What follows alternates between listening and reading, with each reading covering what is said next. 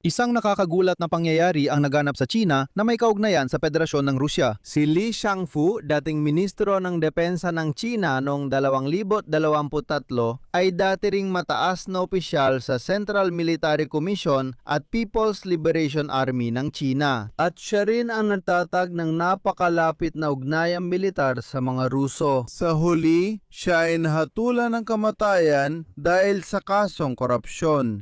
Pero ang pinakapunto ng kwentong ito ay ang mismong ministro na ito ang nagtatag ng ugnayang militar sa Rusya nung panahon ng malawakang pananakop ng mga mababangis na Ruso sa Ukraine. Siya ang responsable sa pagsuporta ng China sa digmaan laban sa Ukraine. Ayon sa media ng China, matapos ang kwentong ito, napansin ng maraming opisyal ang isang pattern.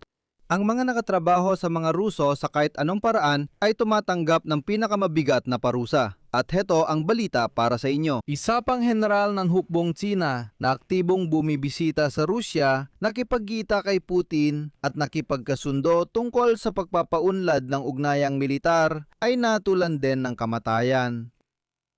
Ang pangalan ko ay Alexei Pichi. Pag-usapan natin ito ng magkasama. Pero bago tayo magsimula, hinihiling ko na mag-subscribe kayo sa channel na ito, i-like ang episode at mag-iwan ng kahit anong komento sa video na ito. Malaki ang tulong nito sa pagkalat ng content sa YouTube. Lubos din ang pasasalamat ko sa inyo. Si Li Shangfu, dating ministro ng depensa ng China noong 2023, ay dati ring miyembro ng Central Military Commission at humawak ng matataas na posisyon sa People's Liberation Army ng China. Nahatulan siya kamakailan ng kamatayan dahil sa korupsyon, pero magugulat kayo sa dahilan at lawak ng parusa dahil hindi lang si Li Shangfu ang sangkot. Ang 68 anyos na si Li Shangfu na ipinuturing na protehe ni Xi Jinping ay napatunayang nagkasala sa pagtanggap at pagbibigay ng suhol at hinatulan ng pinakamataas na parusa na may 2 taong pagkaantala sa pagpapatupad ng hatol. Habang buhay na inalisan si Li Shangfu na hukuman ang lahat ng karapatang pampulitika at kinumpiska ang lahat ng kanyang ari-arian. At sa totoo lang, ito na ang pinakamataas na antas ng parusa sa China.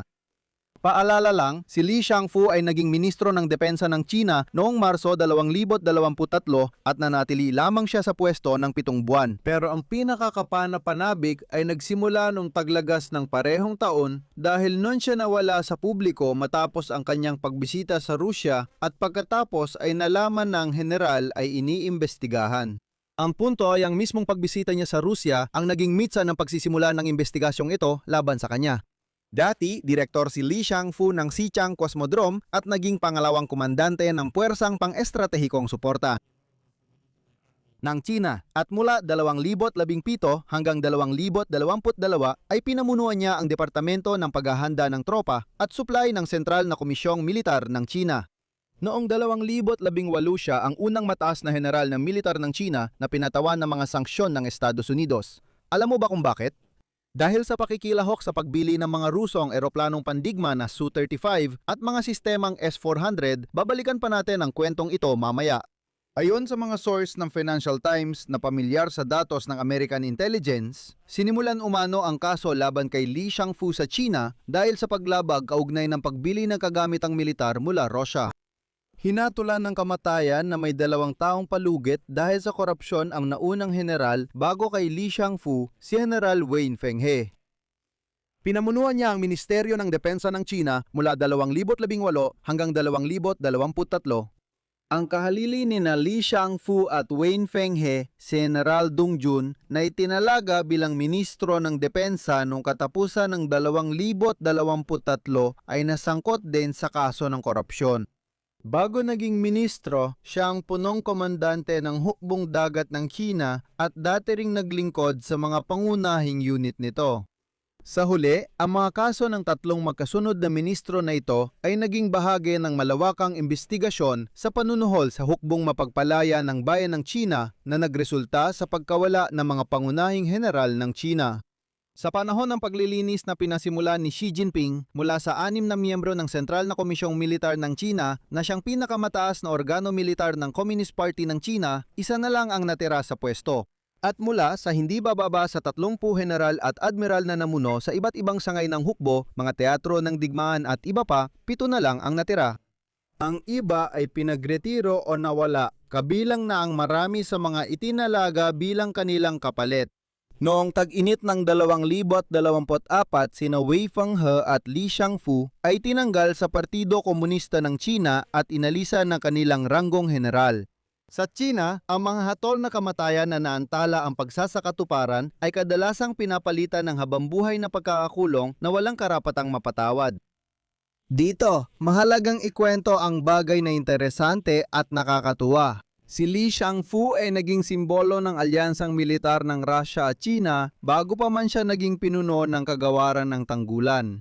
Bilang pinuno ng Departamento ng Pagbili, siya ang namahala sa mga pangunahing kasunduan na nagpatibay sa industriyang pandepensa ng Russia. Ang pagbili ng mga eroplanong pandigmang Su-35 at mga sistemang S-4 naraan ang dahilan kaya siya ang unang opisyal sa mundo na pinatawan ng parusa ng Estados Unidos dahil sa ugnayan sa Moscow. Ibig sabihin, siya ang unang opisyal na Tsino. At ngayon, doon mismo sa mga transaksyong iyon, nakita ang korupsyon. Noong 2023 nang maging ministro siya, hayagan niyang pinili ang Rusya bilang unang bansa na binisita niya sa ibang bansa. Sa pagpupulong kay Vladimir Putin, binigyan diin niya na ang ugnayang militar ng dalawang bansa ay nasa bagong yugto na. Mas matibay ang kanilang partnership kaysa klasikong alyansang militar. Ngayon, may parusang kamatayan na siya. Ang mga aktibidad ni Wei Fenghe at Li Shangfu ay naging lifeline ng industriyang militar ng Russia matapos magsimula ang digmaan laban sa Ukraine. Sa kanilang pamumuno, naging pangunahing tagapagtustos ng mahahalagang bahagi ang China. Halos 70% ng lahat ng microelectronics na ginagamit ng Russia para gumawa ng mga cruise missile at tangke ay nagmumula sa China. Itong dalawang general na ito ang dahilan kung bakit ang China ang nagbibigay ng halos 70% ng import ng mga makina na kailangan para sa paggawa ng armas ng Russia. Nang pamunuan ni Li Shangfu, dumami agad ang supply ng mabibigat na truck at espesyal na kagamitan mula China. Dahil dito, naresolba ng hukbong Ruso ang mga problema sa lohistika sa harapan, lalo na nang matamaan ng mga riles ng tren. Bukod pa rito, parehong nakoordina ang dalawang ministro sa magkasanib na operasyon ng mga sistema. Ang GLONASS at Beidou na Ruso at Chino ay tumutulong sa eksaktong pagpoposisyon at paniniktik. Naitala rin ang pagpapadala ng high-resolution satellite images na posibleng ginamit sa pag-atake sa Ukraine. Kaya naman masasabi natin na si Wei Fenghe ang naglatag ng pundasyon ng tiwala sa pagitan ng Russia at China at si Li Shangfu ang bumuo ng komplikadong sistema ng supply na, sa esensya, ang nagpabago sa China bilang industrial na baseng pansupply ng Russia. At ngayon, pareho silang hinatulan ng kamatayan.